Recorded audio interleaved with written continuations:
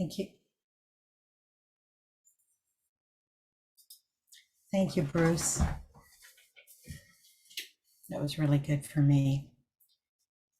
Before tonight, I can admit to you, I did not follow my own wise advice, which is not to stress too much over what I'm going to say, not to pre-plan anything.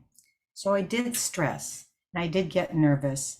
And then, like always, I thought this is useless. So I'm warning you, there are lots of things that could be said, but I have no idea exactly where we're going. And we'll see. It'll be an adventure. I want to talk tonight about metta. Metta is a practice that can take a lifetime. It does take a lifetime. And it's not really separate from mindfulness practice. But sometimes just the way we look at things and we think about them, we think of them as separate. And in my experience with Western teachers and dharma talks and retreats, it really plays a very minor role, which is too bad because it's really life-sustaining. We've had lots of talk about metta. We've heard lots from Lawrence, who I once called the ambassador of love because he exudes it. And I love it. So metta is translated in so many different ways. None of them is exactly perfect. Loving kindness is my least favorite. I think the word love makes it very confusing because we have so many other things we love that have nothing to do with loving kindness. We love chocolate ice cream, or we love a particular kind of reading, or we love a TV series, or we love a person. We have a relationship. These are not the kinds of love that loving kindness is. A lot of those are based on preference, desire, contractual relationship. That's not metta.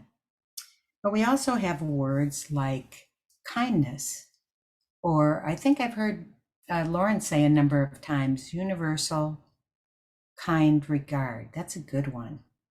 Kind regard. Taking it away from, as I said, the word love. So you might have your own favorite word that describes it for you. It's a love that doesn't have any discrimination. That means it's equally available to everyone, no matter what. That seems like a really high bar. How can you have kind regard for people you regard as really undisciplined, maybe liars, cheaters, thieves, whatever? But I'm going to suggest there's another word, another way of looking at metta that doesn't seem to be quite so challenging, quite so difficult. It's cultivating non-hatred and non-ill will. This has a different feel for me. It has a feel like I could do that. I don't have to hate anyone. I can make an agreement with myself. I don't have to like somebody. I don't have to approve of what they do, but I don't have to hate. That's another step. That's another step that is actually harmful. It turns out it's harmful for me to hold on to that kind of hatred and express it, and it's harmful perhaps to others as well. So before going any further, I want to tell you a story. I love stories. I was a children's teacher for, gosh, I don't know how many years, way too many. And stories are a wonderful way to communicate. So I hope you enjoy some of the stories from tonight. And maybe you've heard this one. It's not a new story, and it's not mine. It's really the origin of metta. It was said that the Buddha instructed his monks to go practice at the root of a tree. So right away, this is very interesting to me. This means, of course, in the days when Buddhism started, there were no temples, there were no monasteries. There was nothing like that. There was the forest. And so it's a nature study. It's being out among all the creatures. So now metta has a sense of, oh, I have to have metta for all the creatures too, for the snakes and the stinging insects and the jackals and the tigers and the elephants. These are the animals that would have been present possibly in the Buddhist time in the forest. And I might have some problems in my forest. I live in the redwood forest, and there are stinging insects, and there are bobcats and coyotes, but they don't usually come and bother me. But maybe if I lived outside, I'd have more contact. So go practice at the base of a tree. And their practice probably involved sitting meditation, chanting, walking meditation. So this group of monks did situate themselves in a really pleasant grove of trees, and they started practicing. But unbeknownst to them, there were tree spirits that lived there, and they considered it their grove, and they were very unhappy with these intruders. And so they did everything they could to get rid of them. They created terrible smells, putrid smells, sulfur smells, everything you can imagine that would be very distasteful and difficult to bear. And then they created horrible sounds, screeching and howling and all kinds of loud, frightful noises. And then they created all kinds of very frightening lights, like a light show, like lightning flashing and all kinds of things happening. And they succeeded.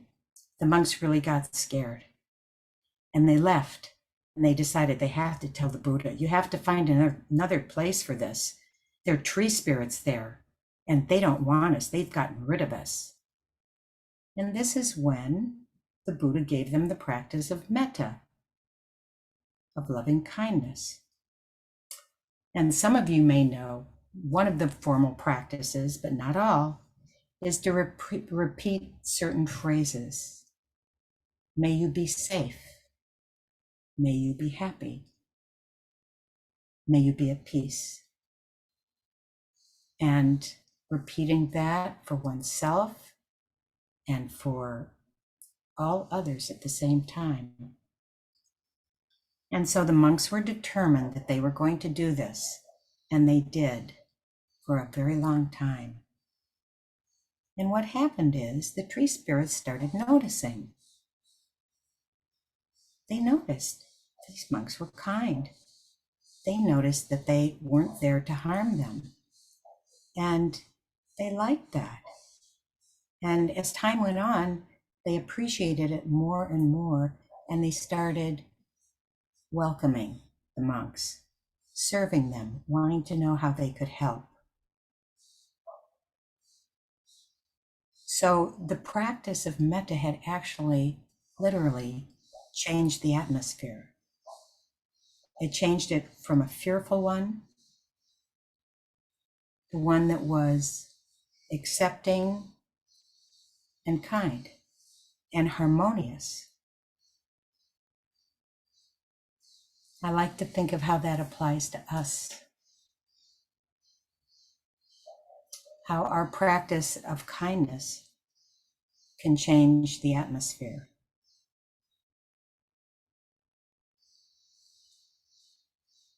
The problem with hatred or expressing hatred is that it reaches out, just like kindness reaches out, and affects both you and those around you.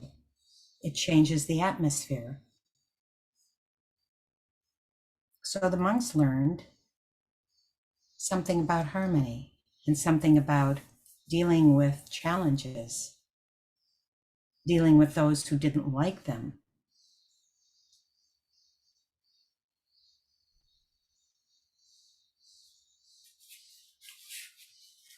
So there's a really wonderful story that kind of goes along with that. You might have heard it too. It's a Native American story. And it's about it could be a grandson or a granddaughter asks his grandparent or her grandparent, "You seem very even. You seem to deal with things well. How does that happen, even when things are difficult?" And the wise grandparent answered, "Well, I have two wolves living in my heart." If you didn't hear that, wolves, like a howling wolf. And I have the wolf of love and I have the wolf of hate, and they both live in my heart. And it depends on which I feed. When I feed the wolf of love, then it grows and becomes strong. When I feed the wolf of hate, it becomes strong.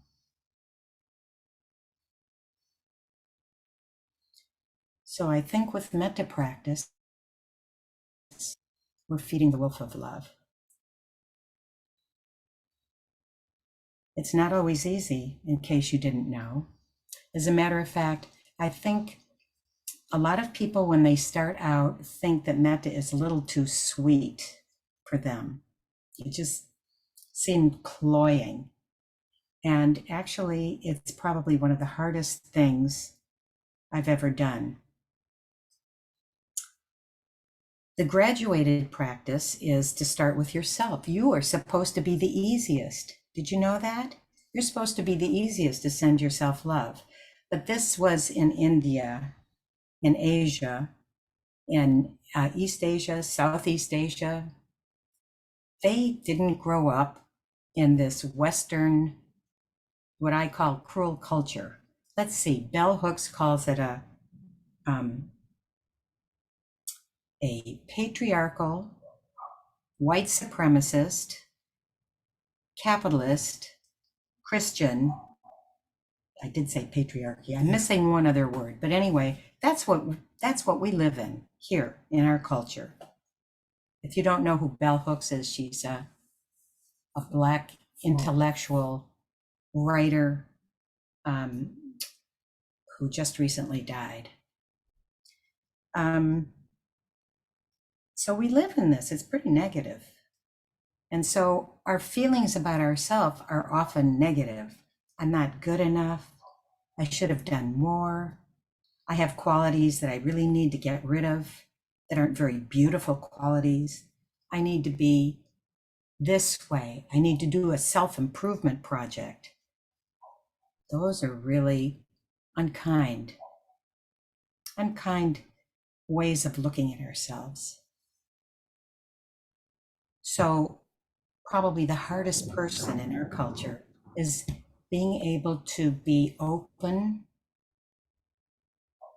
to ourselves, to be able to recognize all the qualities, beautiful and not, and to allow them to be there. We don't need to fight. We don't need to fight with any part of ourselves. That doesn't mean all behavior is open. No, we're responsible for our behavior. I'm talking about our feelings, how we look at ourselves, what we call ourselves, what we consider. This is also called non-contention. It means you don't fight with yourself. It's a way of withholding hatred, just like you would with anyone else.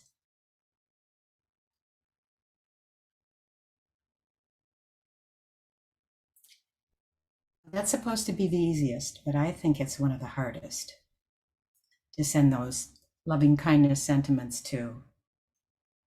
The next category is a teacher or a benefactor. You don't even have to know that teacher or benefactor. It could be the Dalai Lama, or it could be some other teacher that you've never had experience with,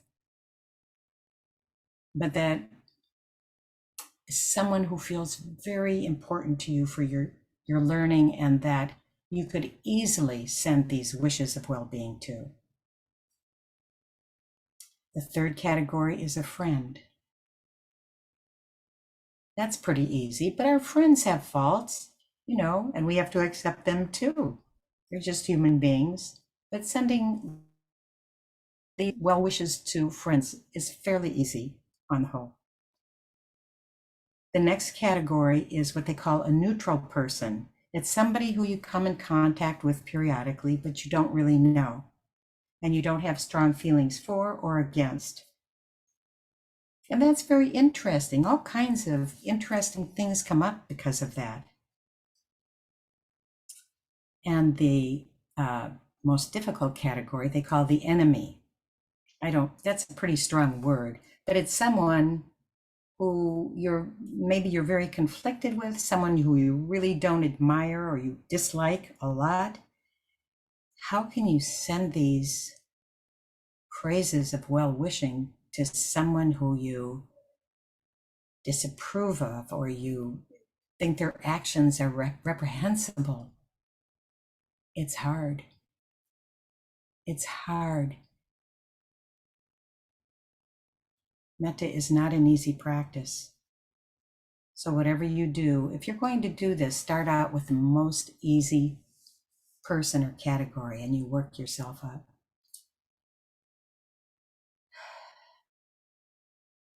And then I wanted to mention, this is, we're talking about how we're sending what we send out or what we send in for ourselves and what we send out for other people.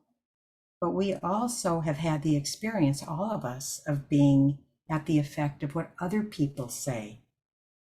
Sometimes it's not very kind. Sometimes it feels really demeaning or damaging. And then what? What happens with this practice? What happens, to you? How can you deal with that? So I have a few experiences that have happened during the years.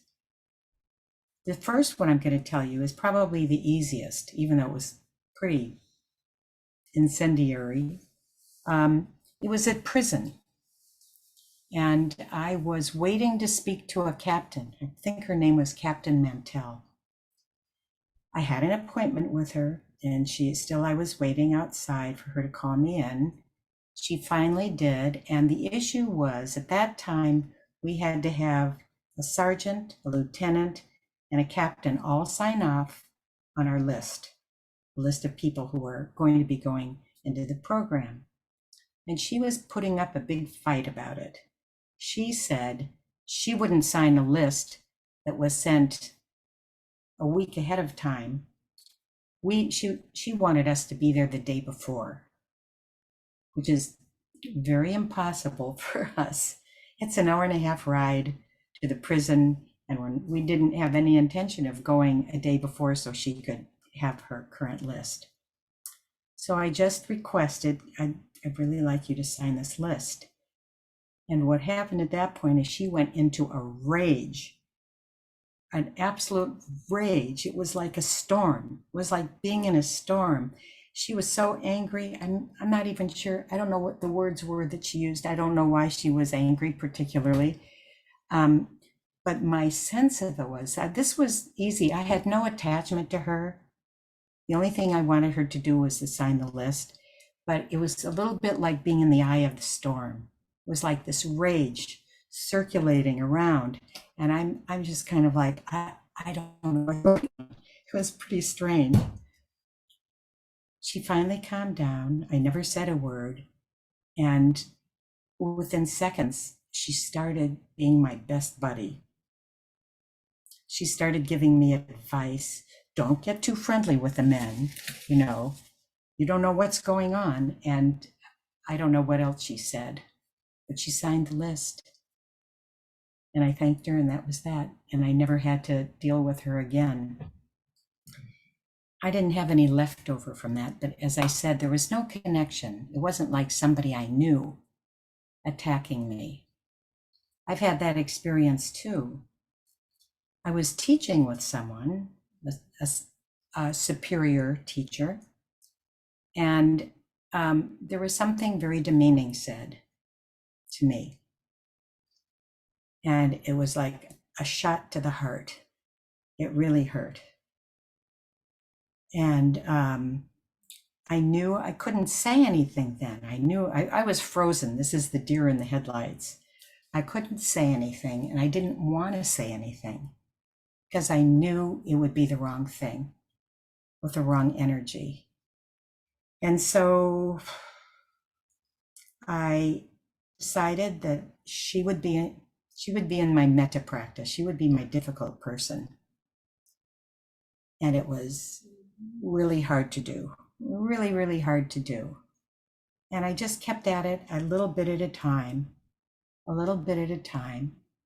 And my goal was to get to the point where I had no more emotional juice, no more reactivity. And then I'd find a time to talk to her. It took 6 months. So I just want you to know it's not quick. And it could have taken forever. Or it might have been, she's not the right person to talk to ever. All of those things might have been true. But I felt okay. And I made a time to talk to her. And I told her how it was for me. And she listened. And I don't think she even commented.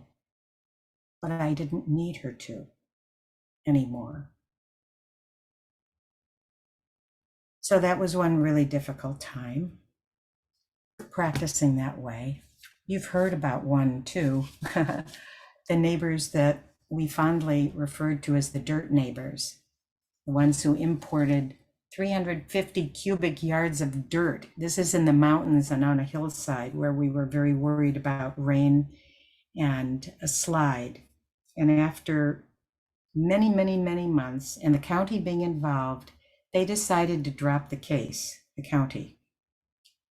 I have no idea why, because it was originally red tagged, the whole project. They were supposed to remove it all, but they didn't, and then it was dropped. So during that time, I was doing metta practice on my walking path that went toward their house and back. And that was the hardest practice I feel like I've ever done. It was so hard. It wasn't hard for me to say, I refuse to hate them. I refuse to engage in that. But to actually offer the phrases to them, I did it, but it was it was really hard. And I don't think it's all that easy now, but it's better.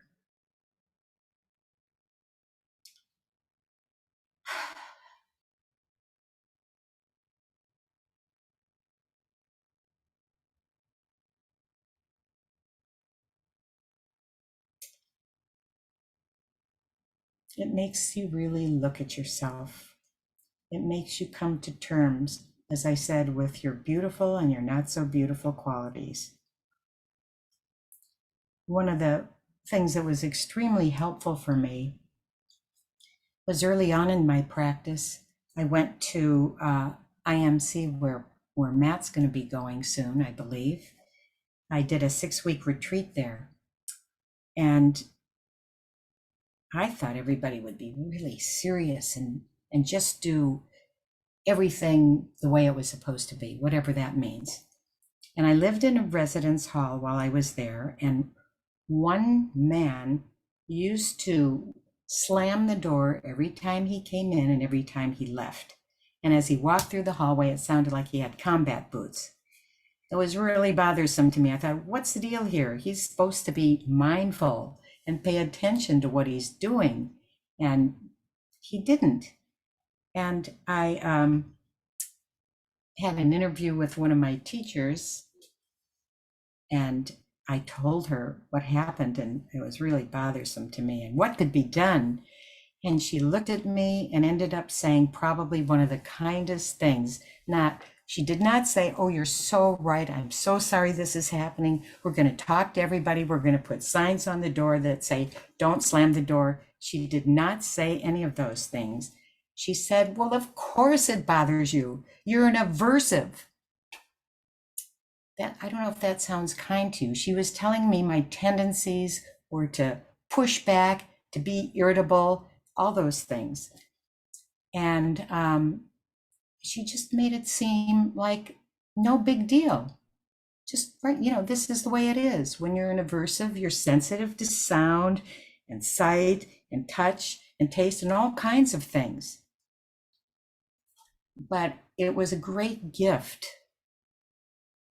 to be able to look at things in that way, say, oh, okay, I want to react because it's my propensity. And that was very helpful. It was really helpful. It was a way of me learning how to be kind to myself.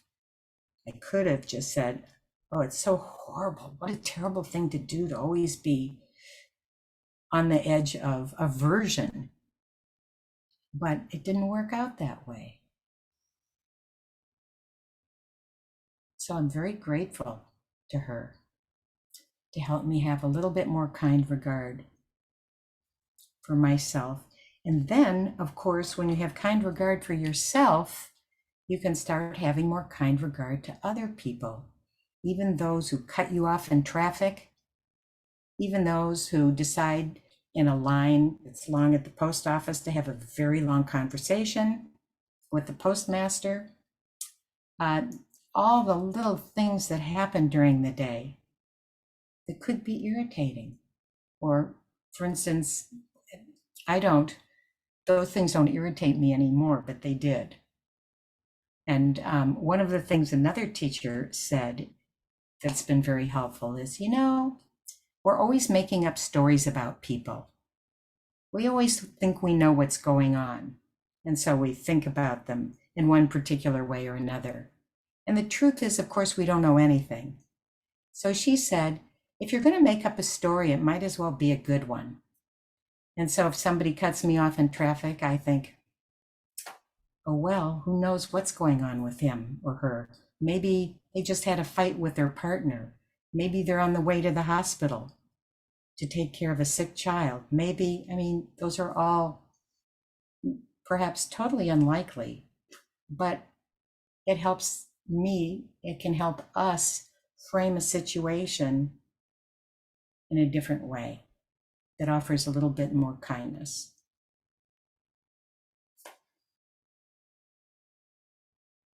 I didn't realize how late it was. So, thank you for listening. Before we stop, can you put me on view so I can see everybody and you can see everybody too?